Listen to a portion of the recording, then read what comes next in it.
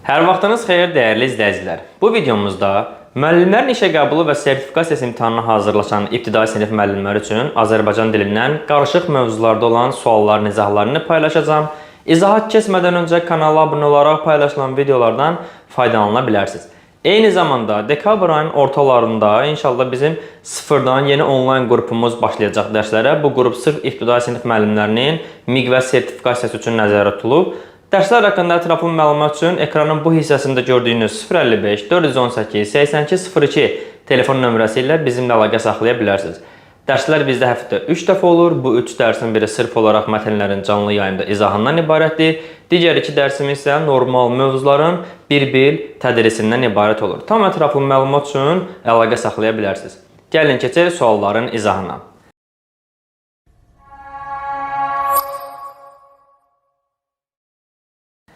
Birinci sualdan başlayaq. Hansı cümlədə ilə bağlayıcı kimi işlənmişdir? Əgər bir cümlədə ilə bağlayıcıdırsa, və ilə əvəz oluna bilir. Yəni, biz burada gördüyümüz ilələrin yerinə və qoyub oxumalıyıq. Əvəz eləyə bildirsə, demək bağlayıcıdır. Vüsal öz məktəb yoldaşları ilə çox mehriban dolanır. Vüsal öz məktəb yoldaşları və çox mehriban dolanır. Olarmı? Təbii ki, olmaz. Çünki ilə burada qoşmadır. Dediklərin əməlin ilə uyğunlaşsın. Dediklərin əməlin və uyğunlaşsın. Yenə uyğun deyil. İlə burada qoşmadır. İmran kişi indiki işçiləri ilə fəxr edir. İndiki işçiləri və fəxr edir. Yenə uyğun deyil, çünki qoşmadır. Rüstəm kişi otaqdan çıxan kimi pərişan bir uşaq sevinci ilə Mayanın boynunu qucaqladı. Pərişan bir uşaq sevinci və Mayanın boynunu qucaqladı demək olmur, çünki ilə burada yenə qoşmadır. Sabirin gülməyi ilə ağlamağı bir-birindən seçilmir. Sabirin gülməyi və ağlamağı bir-birindən seçilmir demək olar. Yəni, burada ilə və ilə əvəz olunur, çünki bağlayıcıdır. Cavab Y variantı olacaq. Növbəti sual. Nümunədə buraxılmış durğu işarələrini müəyyən edin. Hüseyin bəy üzünü Murada tutub dedi. Dedi varsa, qoşa nöqtə qoyulur. Əgər dedidən sonra fikir onun qarşısında davam eləyirsə, dırnaq işarəsi açılır. Yox, əgər aşağı sətrə düşürsə, bu olur dialoq tipi və tiri işarəsindən istifadə olunur. Burada baxıram ki, aşağı sətrə düşüb, deməli, tiri işarəsi qoyulacaq. Bu, adətən qayda olaraq belədir ki, dedidən əvvəl fikir aşağı düşdüsə, tiri olur. Qarşısında gələndə dırnaq. Bəzi məqamlarda isə qarşısında gəldiyi zaman belə tiri qoymaq mümkündür. Yəni, bu, müxtəlif tipli test təhlillərində özünü göstərir. Yəni, testdən testə dəyişir. Yəni, fikir aşağı düşübsə, biz treni qoyuruq. Ay kişi, sən bir kasıb adamsan. Uşaqlarına ali təhsil verməyə gücün çatarmı? Ay kişi, burada xitabdır, vergül. Sən bir kasıb adamsan. Burada əslində fikir bitib və mən burada nöqtə qoymalıyam. Amma baxıram ki, uşaq sözü kiçik hərflə yazılıb. Demək ki, nöqtəni vergül əvəz eləyəcək. Sən bir kasıb adamsan. Uşaqların ali təhsil verməyə gücün çatarmı? Sual işarəsi, çünki burada sual ədatı işlənib. Yəni, burada bir dənə qoşan nöqtə var, bir dənə tre var, 2 dənə vergül var və bir sual işarəsi var. Doğru cavabımız olacaq D variantında. Növbəti sualdan davam eləyək. Söz birləşmələrinin birinci tərəfinin tələffüzünə əsasən məntiqi arıcılığı davam etdirin. Gəlin, baxaq. Çörək ətri ifadəsində çörək sözünün tələffüz formasını müəyyən eləmək istəyirəmsə, K-yə saitlə başlayan şəkilçi artırmalıyam. Məsələn, çörəyə. Baxıram ki, burada K-yə əvəzlənməsi baş verdi. Nəyə görə? Özündən gələn saitə görə. Yəni, çörək sözündən sonra saitlə başlayan şəkilçi gəldiyi zaman K-yə keçirsə, söz birləşməsi tərkibində özündən sonra da saitlə başlayan şəkilçi gəldiyi zaman, söz gəldiyi zaman tələffüzü elə Y ilə olacaq. Eyni halı ürək sözü üçün demək olar. Baxın, ürəyə. Baxıram K-yə əvəzlənməsi baş verir və özündən sonra nə gəlib? A saiti gəlib. Deməli, ürək sözü yenə burada Y ilə tələffüz olunacaq. Kəpənək sözü. Kəpənəyə. Baxıram ki, yenə K-yə keçir kəpənək sözündə. Özündən sonra U saiti gəlib. Deməli, kəpənək sözü də Y ilə tələffüz olunur. Yəni, hər bir K-dən sonra saitlə başlayan söz gəldiyinə görə Y cingiltili kimi tələffüz olunur. Bunun məntiqini davam elətdirməliyik biz. İpək parça. İpək sözünə sait artırıram, olur ipəyə. Yenə eyni tipdir. Özündən sonra sait gəldi, Y-yə keçdi. Baxıram ki, P samit gəlib. Deməli, tələffüzü y ilə yox, y-nin qarşılığı xıştrikli olacaq. Çürük alma, çürük, çürüyə. Ç-yə keçdi və özündən sonra A saiti gəlib. Deməli, çürük y ilə tələffüz olunacaq. Eyni 1, 2 və 3-cü nümunədə olduğu kimi. Deməli, B variantı məntiqi ardıcılığa uyğundur. Çörək zavodu. Baxın, yenə çörək sözü olur çörəyə, K-yə keçir, amma özündən sonra Z samit gəlib. Sait gəlməyib. Deməli, Y-nin qarşılığı xıştriklə tələffüz olunacaq. İnək südü. İnək sözünə sait artırıram inəyə, amma özündən sonra yenə sait gəlməyib, samit gəlib. Deməli, bu da xıştriklə tələffüz olunacaq. Bilic qazanmaq. Biliyə. Bu da K-yə əvəzlənməsinə məruz qalır, amma özündən sonra G samiti gəlib. Deməli, yenə xıştriklə tələffüz olunacaq. Yəni, 4 variant özündən sonra samit gəldiyinə görə kar kimi, xıştrik kimi tələffüz olunur.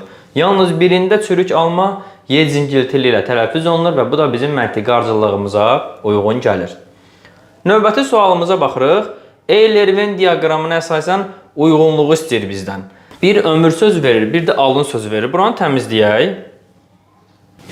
Ömür sözünü yazıram bura. Ömür bu formada yazılır. Alın sözü də alın bu formada yazılır. Və baxıram ki, hər ikisində ikinci hecadakı sait düşüb. Deməli, isimlərdə belə bir qayda var.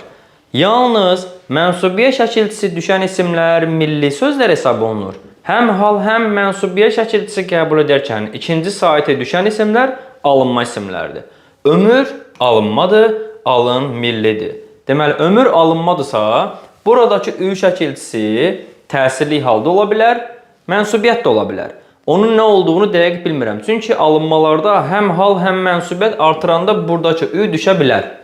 Alın sözü isə milli sözdür. Milli sözlərdə yalnız mənsubiyyət artıranda düşə bilər. Deməli, alını ifadəsindəki ı mütləq mənsubiyyət şəkilçisidir və buradakı ı mənsubiyyətə görə düşmüşdür. Bu qaydanı öz beynimizdə ümumiləşdiririk və keçirik şərtlərə. 1, 2 və 3-ü qeyd edirəm Eyler-Venn diaqramında. A-da nə istəyir? Ümumi isimdir deyir. Ömür ümumi isimdir, alın da ümumi isimdir. Bu ikisi üçün ortaqdır. Deməli, yazmalıyam 2-nin yerində. 2A. Mücərrəddir. Ömür mücərrəddir, amma alın konkretdir, bizim bədən üzvümüzdür, alın görsənir. Ona görə 1-ə yazırıq B-ni. Sırf ömrə aid edirik mücərrədliyi. Adlı halda olduğunu əminliklə söyləmək olar. Bəli, alın sözü yalnız mənsubiyyət artıranda buradakı ı düşə bilirsə, deməli, bu söz adlı haldadır. Deməli, neçədədir? Alın 3-dədir. 3 olacaq C variantı. Qəbul etdiyi şəkilçinin təsirli yoxsa mənsubiyyət şəkilçisi olduğunu cümlə və ya birləşmə daxilində müəyyən etmək mümkündür. Bəli, bu ömür sözüdür. Çünki buradakı ü təsirli halda ola bilər, mənsubiyyət də ola bilər. Biz ancaq bunu bir nümunə tərkibində müəyyənləşdirə bilərik. Deməli, 1-ə yazıram D-ni. Söz kökünün ikinci hecasındakı sait düşmüşdür. Hər ikisində düşüb. Ömürdə ü, alında ı düşüb. Bu ortaq fikirdir. 2-yə yazıram Y-ni.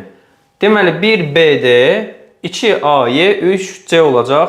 Doğru cavabımız A variantı olacaq bu sualımızda. Davam edən növbəti sualdan. Zaman zərfliyinin feili birləşmə ilə ifadə olunduğu cümləni istəyir bizdən. 2 dənə şərt var. Bir, feili birləşmə olsun. Bir də həmin feili birləşmə zaman zərfliyi olsun. Əvvəla feili birləşmə nədir? Bunu biz hesablamalıyıq. Məsdər, feili sifət və ya feili bağlama tərkibləri feili birləşmələrdir. Yəni, verilən cümlədə bu 3 təsriflənməyən feildən birinin şəkilçisi olmalıdır ki, mən orada feili birləşmə yarada bilim. Daha sonra onun zaman zərfliyi olub-olmadığına baxmalıyam. A bəndinə baxaq, yazın axırlarından havalar çox isti keçir.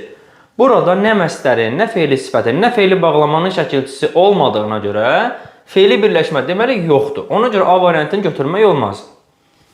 Biz kəndə çatar-çatmaz hava qaraldı. Nə etdi? Qaraldı. Nə qaraldı? Hava. Hava nə vaxt, nə zaman qaraldı? Biz kəndə çatar-çatmaz. Burada feili birləşmə armaz. Feili bağlama şəkilçisi sözünü göstərir və nə vaxt, nə zaman sualına cavab verir, zaman zərfliyi olur. B bəndi bütün şərtlərimizi ödəyir. Axşam hər tərəfdə tonqallar qalandı. Burada yenə məsdər, feili sifət, feili bağlama bu üçündən birinin şəkilçisi olmadığına görə feili birləşmə yoxdur. İşdən gələn qardaşım bir qədər uzanıb dincəldi. Gələn feili sifətdir. Hansı qardaşım işdən gələn? Amma bu hər hansı zaman məzmunu ifadə eləmir. Bir qədər uzanıb dincəldi. Necə, nə cür dincəldi? Uzanıb. Burada da tərz ifadə eləyir, zaman ifadə eləmir. Debəndi də uyğun deyil. Vasif bizə əhəmiyyət vermədən keçib getdi. Vermədən fe'li bağlama tərkibi əmələ gətirib, yəni bir fe'li birləşmə var.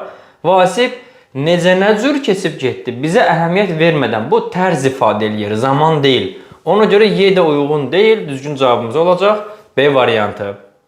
Növbəti sualda deyir, ilin sonu yaxınlaşanda tez-tez işıqlar sönür. Sahə nəzarətçilərinə edilən zənglər çoxalırdı. Nümunəsindəki cümlə üzvləri haqqında doğru fikir.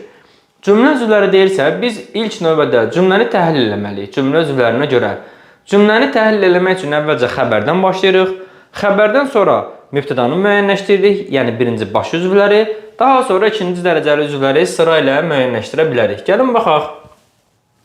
Nə edirdi? Çoxalırdı. Nə çoxalırdı? Zənglər. Hansı zənglər? Sahə nəzarətçilərinə edilən. Bu birinci hissədir. Nə edirdi? Sönürdü. Nə sönürdü?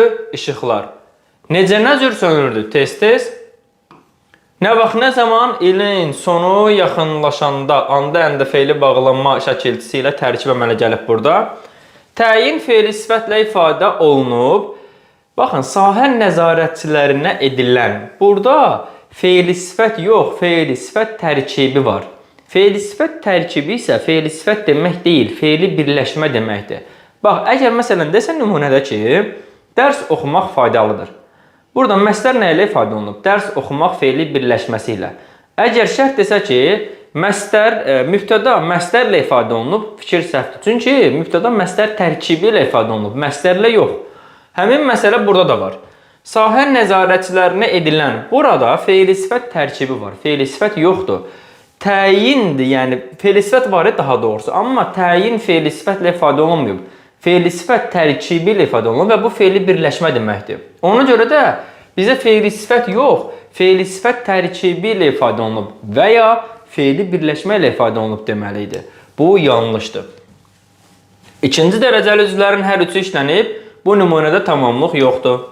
Zərfliklərin ikisi də söz birləşməsi ilə ifadə olunub. Zərfliklərin biri anda əndə fe'li bağlama tərkibi, bu söz birləşməsidir. Digəri tez-tez, bu sadəcə mürəkkəb sözdür, söz birləşməsi hesab olunmur. Ona görə səhv fikirdə C variantı. İki cümlə üzvü söz birləşməsi ilə ifadə olunub. Birinci cümlə üzvümüz zərflikdir. Bu fe'li bağlama tərkibidir, söz birləşməsidir. Digəri də fe'li sifət tərkibi təyindir. İki cümlə üzvü zərflik və təyin. Deməli D variantı tamamilə doğrudur. İsmi birləşmə ilə ifadə olunan tamamlıq var. Bu nümunədə ümumiyyətlə tamamlıq yoxdur.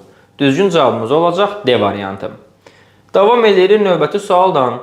Fe'lin təsriflənməyən formalarına əsasən ardıcıllığı müəyyən edin. Təsriflənməyən formalarımız məsdər, fe'li sifət, fe'li bağlamadır və nümunədə də onların ardıcıllığını istəyir. Biz onları şəkilçilərinə görə müəyyənləşdirəcəyik.